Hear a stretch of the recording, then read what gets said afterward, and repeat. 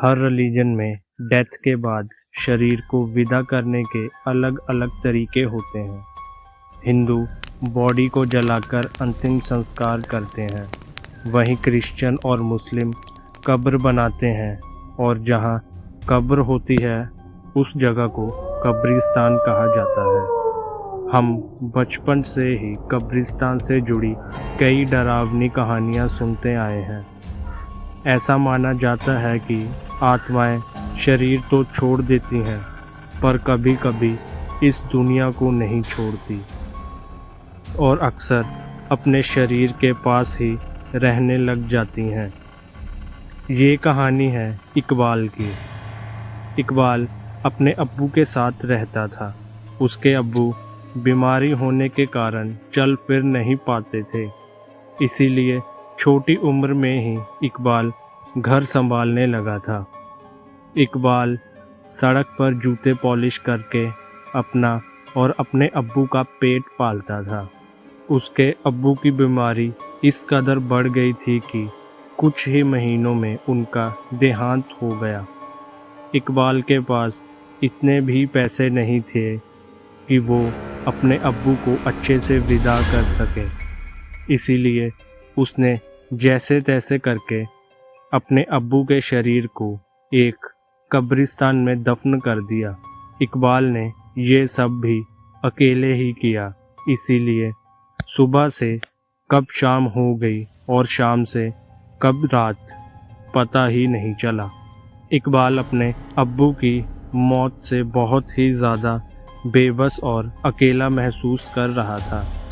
उसे समझ नहीं आ रहा था कि आखिर वो अब क्या करेगा। इसी उदास सोच के साथ आंखों में आंसू लिए इकबाल कब्रिस्तान से घर लौटने लगा। लेकिन इकबाल जैसे ही उस कब्रिस्तान के गेट तक पहुंचा, उसे पीछे से किसी ने एक आवाज़ लगाई। इकबाल एकदम से रुक गया। वो सहम गया क्योंकि वो आवाज़ इक्कू करके आई थी और सिर्फ उसके अब्बू ही उसे इस नाम से बुलाते थे। इकबाल को लगा कि शायद उसके कान बज रहे हैं कि तभी उसने एक और आवाज़ सुनी, बेटा इक्कू, मुझे बहुत प्यास लगी है, ज़रा पानी पिला दो। अब इकबाल के रोंगटे खड़े हो गए थे। ये आवाज़ उसके अब्बू की ही थी। वो पीछे मुड़ा और ज़ोर से चिल्लाया, अब्बू! पर उसके सामने बस एक खामोश कब्र थी और कुछ नहीं। इकबाल फिर से चिल्लाया, अब्बू, क्या आप मुझे सुन सकते हो? पर सामने से कोई आवाज़ नहीं आई। अब उसे ऐसा लगने लगा था कि शायद उसे अपने अब्बू की कुछ ज़्यादा ही याद आ रही है और अब्बू की आवाज़ बस उसके ख्याल है और कुछ नहीं। वो अपना मन पक्का करके जैसे ही वापस जाने के लिए मुड़ा तो वो दंग रह गया, क्योंकि कब्रिस्तान से बाहर जाने वाला लोहे का गेट, जो अभी चंद लम्हे पहले तक खुला हुआ था, वो अचानक बंद हो गया था और उस पर कोई ताला डालकर भी गया था। और पूरे कब्रिस्तान की बाउंड्री पर बड़े बड़े लोहे के फेंस थे, जिन्हें पार कर पाना बहुत ही मुश्किल था। उस कब्रिस्तान से बाहर निकलने का एक दूसरा गेट भी था, पर वो एक दूसरे कोने में था। वहाँ तक पहुँचने के लिए इकबाल को पूरे कब्रिस्तान में से होकर गुजरना पड़ता, लेकिन उसके पास कोई और चारा भी नहीं था, तो वो दूसरे गेट की ओर जाने लगा। देर रात हो चुकी थी। उस कब्रिस्तान में तेज़ हवा और एक बेजान खामोशी के अलावा और कुछ भी नहीं था। अंधेरे में वो कब्रिस्तान और भी डरावना लग रहा था।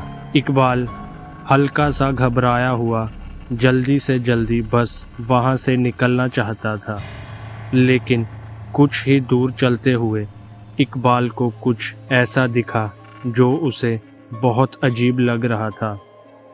उसने देखा कि एक कब्र के किनारे आदमी अपने घुटनों में सर दिए बैठा हुआ है। वो सुनसान कब्रिस्तान के बीचों बीच आखिर कर क्या रहा था? वो सवाल इकबाल का पीछा नहीं छोड़ रहा था। इकबाल ने उस आदमी को आवाज़ दी, पर उस आदमी ने कोई जवाब नहीं दिया। वो धीरे धीरे उस आदमी के करीब गया और उसके नज़दीक जाकर इकबाल ने जैसे ही आदमी की पीठ पर अपना हाथ रखा, उसने अपना सर उठाया और देखते ही देखते उसकी गर्दन उल्टी घूम गई। उस आदमी का चेहरा बेहद भयानक था और वो अपनी लाल आंखों से गुस्से में इकबाल को घूर रहा था। इकबाल उस आदमी को देखते ही जोर से चीखा और उस जगह से भागा। वो बिना कुछ सोचे समझे बस भागता रहा और कुछ दूर जाकर एक पेड़ से सटक कर बैठ गया। इकबाल ने जो देखा उससे उसकी रूह कांप गई थी। उस आदमी का भयानक चेहरा इकबाल भूल ही नहीं पा रहा था। इकबाल में अब इतनी भी हिम्मत नहीं थी कि वो उठकर एक कदम भी और चल पाए, इसीलिए वो उसी पेड़ से चिपक कर बैठ गया और सुबह का इंतज़ार करने लगा। तभी कुछ ही पलों में वहाँ कोहरा फैलने लगा। वो कोहरा देखते ही देखते इतना गहरा हो गया कि इकबाल को अब कुछ भी दिखाई नहीं दे रहा था। तभी उस कोहरे में इकबाल को एक औरत की परछाई दिखी जो तेज़ी से उसके सामने से निकली। इससे पहले इकबाल कुछ समझ पाता, उसे उस कोहरे में एक बच्चा भागता हुआ दिखा और उस बच्चे के पीछे एक औरत भी भाग रही थी। वो बच्चा अचानक कोहरे में कहीं गायब हो गया, पर वो औरत इकबाल के पास आकर रुक गई। उसकी धड़कनें तेज़ होने लगी थी। आखिर वो औरत ठीक उसके ही सामने क्यों रुकी थी? तभी उस औरत के सामने से कोहरा हटा और इकबाल को उस औरत का चेहरा दिखा। ऐसा लग रहा था कि जैसे वो औरत सालों से किसी कब्र में दफन हो और अभी अभी उस कब्र से उठकर सीधा इकबाल के सामने आई हो। वो बेहद भयानक लग रही थी और धीरे धीरे इकबाल की तरफ आगे बढ़ रही थी। इकबाल जब डर के मारे पीछे हुआ तो उसका पैर फिसल गया और वो पास में एक खुदी हुई कब्र के अंदर गिर पड़ा। इकबाल उस कब्र से बाहर निकलने की कोशिश करने लगा, पर वो उससे बाहर ही नहीं निकल पा रहा था।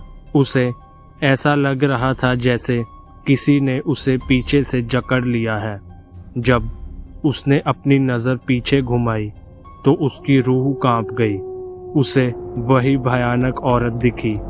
उस औरत ने इकबाल का गला पकड़ लिया और इकबाल उस कब्र में नीचे धंसता चला जा रहा था। धीरे धीरे उसकी आंखें भी बंद होने लगी थी कि तभी अचानक एक हवा का झोंका आया और इकबाल को ऐसे लगा जैसे किसी ने उसका हाथ पकड़ के उसे ऊपर उठाया हो और उसके सहारे वो कब्र से बाहर निकल आया। जब उसने ऊपर आकर देखा, वहाँ दूर दूर तक कोई भी नहीं था, पर इकबाल उस कब्र से बाहर निकलते ही फौरन कब्रिस्तान की गेट की तरफ दौड़ा और वहाँ से बाहर निकल गया। बाहर निकलकर इकबाल की आंखों में आंसू थे, क्योंकि उसे समझ आ गया था कि जो सहारा उसे अपने हाथों पर महसूस हुआ था वो कोई और नहीं बल्कि उसके अब्बू ही थे। उसके अब्बू ने ही शायद उसकी जान बचाई थी।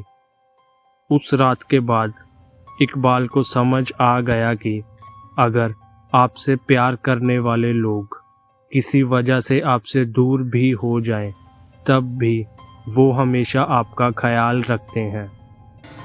तो दोस्तों, कैसी लगी आपको ये कहानी? अगर पसंद आई हो तो इस वीडियो को लाइक करें और अपने फ्रेंड्स और फैमिली के साथ भी शेयर करें और हमारे चैनल को सब्सक्राइब करना मत भूलना।